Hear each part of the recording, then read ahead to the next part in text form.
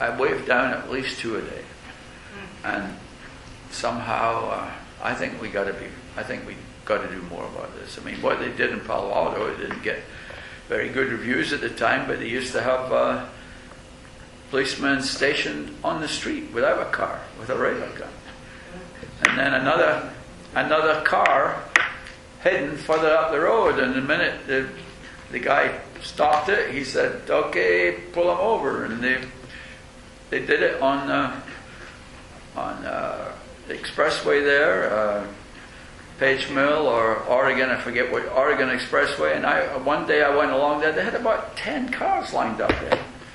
And that's another way of doing it, and it's very simple actually. The Ferrari dealership on El Camino, you've cut it down actually, but one of the people connected with them would drive the Ferraris, Maseratis up Stockbridge, not 40 miles or 50 miles an hour, or 60 miles an hour. And I've seen traffic 70 miles an hour sometimes. And the officers have jumped in on that. But the word I'm getting at is here they think Atherton is a test run. As Miss Solari says, the word is going through Atherton. Okay, well, I think Mike, you've got the message, a general feeling of both the public and the committee here, and I think maybe at the next meeting we need to hear some other things from you. Okay. All right, next item. Snow Middlefield traffic signal. Is it working now, Duncan? Well, first we have the Public Works Department, the whole update. Yeah. Your A2. Yeah, the first one is Valparaiso Hoover Crosswalk. We have received our approval from Caltrans to proceed with design. We have our engineers under contract, and they're commencing design of the crosswalk. Finally, it took a while to get the funding through the various wheels and gears that it had to go through to get approved, but it has been approved. And we'll have to do it again once we finish design to get approval to go to construction because it's federal money. But we expect to go to construction in the spring. Have you notified them? Pardon? Have you notified the homeowner? Because I haven't heard from her, and she usually tells me. We usually talk at every stage of this. So I don't think you I did, but I better check. Okay. Okay. Encinal Middlefield traffic signal is operational. We have had a couple of complaints about the time that it takes to turn left from the new left turn lane. Because it can take 6 to 7.5 minutes, I think is the most that it can take. If you're at the back of the left turn lane, it can take 3 cycles of the signal, and the signal has a 2.5-minute cycle when there's pedestrians present, which at the beginning of school, there's usually a whole slew of kids on bicycles and parents and walkers. The signal was designed to have a long left turn lane sufficient to store those people so that the people going northbound on Middlefield can get by. It is designed to take 3 cycles to get it through. If we cut it down so we could get through it sooner, then we would back Middlefield up southbound considerably. The interesting thing, I've sat out there several times. We've been out there with our engineer and with our signal people to tweak and make sure that everything was working okay. It takes that amount of time from 7:55 to 8:05. 8:05 is when school starts. At 8:10, there's 1 or 2 cars in that left turn lane. It's a 10-minute period when it takes the whole 3 cycles to get around. So it's only about 2 times that happens. If you come at 10 to 8, not a problem. The school district is trying to get the message out that if you bring your kids at 8:15, they will take care of them.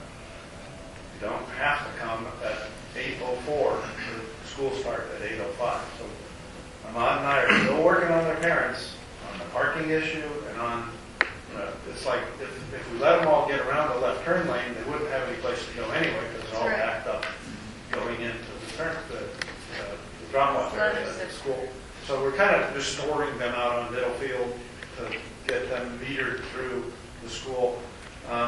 when I sit out there and I watch it, I think it's working quite well, but the parents just have to recognize that if you try to come at the last minute, it's going to take 7.5 minutes to get around that corner. And part of it is because we put priority for the kids on the bicycles and walking. The Encinal leg has a delay because the left turn turns across the crosswalk at the same time. We let the crosswalk go for 7 seconds before we let the traffic go, so that the kids are out in the intersection before the traffic gets to start. So I see a lot of people that they finally get the signal and they go and they turn out, and then there's 50 kids in the intersection, and then they have to stop and wait for them to clear. And as far as I'm concerned, that's exactly how we want it to work. We want those kids to have the most safety that we can. Any comments from the committee? Any of those No. issues? Just contract Andrea. Okay. I don't think we did. The next meeting date, according to this, is set March the 8th. I don't know how the rest of the committee feels, but I think we need another meeting before March the 8th. I still have one more update. Fine?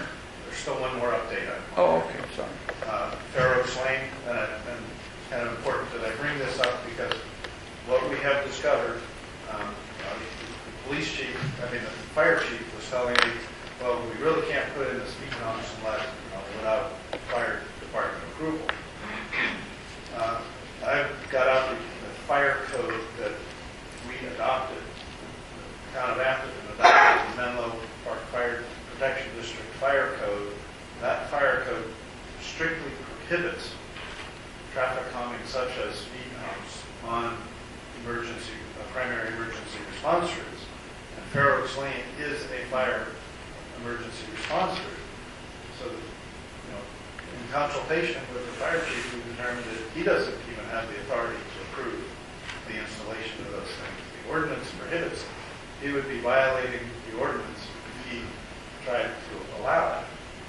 So what we are doing, we amended some money into the budget to go back and do a continuing study. The previous study talked about some continuing studies about stop signs at Fair Oaks Lane and Station. And what we now need to do is expand that study a little bit to continue looking at the other recommendations that the fire chief made and that the study made to come up with another alternative, which may mean something on the order of stop signs at Virginia. Now, Duncan, I understand $25,000 was spent to study this speed bumps on Fair Oaks. Is that right? We studied the whole speeding issue there. That one street, but I never remember it coming before us or discussing. Who okayed the $25,000? Well, it went through the whole traffic. It did. It came before us and it went to the council. Here? Well, I don't Yes. remember it. Yes. My And concern why is just that one street? Why doesn't it It was study a while ago. like Watkins, Selby, Stockbridge, all these other streets have the same problem? Why isn't a steady major of the whole town, not just one street, which also deals with the train, that street? It basically came as a request, came to the transportation committee and went to council. from the homeowners, there were a whole group of homeowners who came to the transportation committee at I the don't time. remember. They joined together. It was a large group. One of the reasons why Fair Oaks Lane should get a higher priority than others is Fair Oaks Lane is one of the smallest streets we have with one of the largest amounts of traffic, with over 5,000 vehicles a day on Fair Oaks Lane. There's only about 2,000 vehicles per day on Watkins. Watkins probably has a little bit more of a speeding problem because it's so straight. And Richard Moore has requested to do something similar to Fair Oaks Lane. So what we have to do is we have to try to finish the Fair Oaks Lane project so we can come up with, okay, what are the things that we can do and what are the things that we can't do. And then we could roll those out into other streets where we have the potential to do those things as well. Duncan, you have to admit this was an incredibly inefficient way to have gone about asking them about traffic controlling devices when it turns out we're not allowed to put them there, and to have spent almost $25,000 on a study where the main thrust of what they wanted to begin with was traffic control devices, and we can't put them there. It's that kind of thing that I think doesn't do us we don't get very good press and very good reactions from the people of the town. Probably in this instance, those who are immediately affected by it, because other people won't hear about it, hopefully. There's no press here.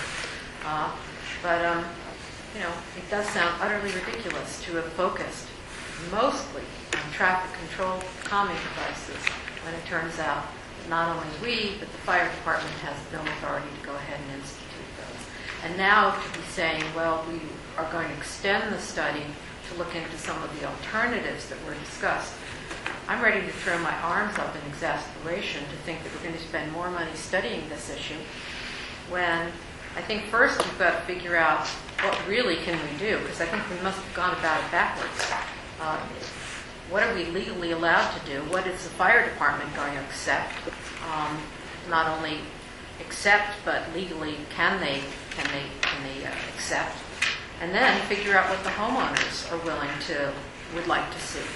And I don't know that takes a lot more money or even a lot more study, because we've heard from them, as in the case of Holbrook Lane, now for years about this. And it really does look as if we're dragging our feet and being very inefficient when we spend so much money and so much time and end up against a wall that tells us what most of what we've been doing we couldn't have done hoping to do we couldn't have done in the first place. So Duncan, does the ordinance prevent lumps as well as bumps? Yes. Even the fire chief didn't know that it did that. We didn't know that the code even said anything about traffic calming. It was never presented to the public works. I don't know that the council knew that it said that when they adopted it. Probably didn't. We expected somebody to tell us. How about roundabouts? Do they fall in the same category?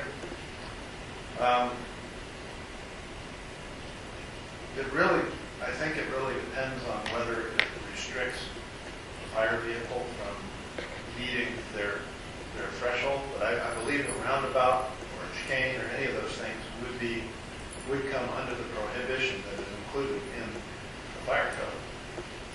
As the fire chief says to me, he said, we don't mind stop signs at all, but we don't have to stop those.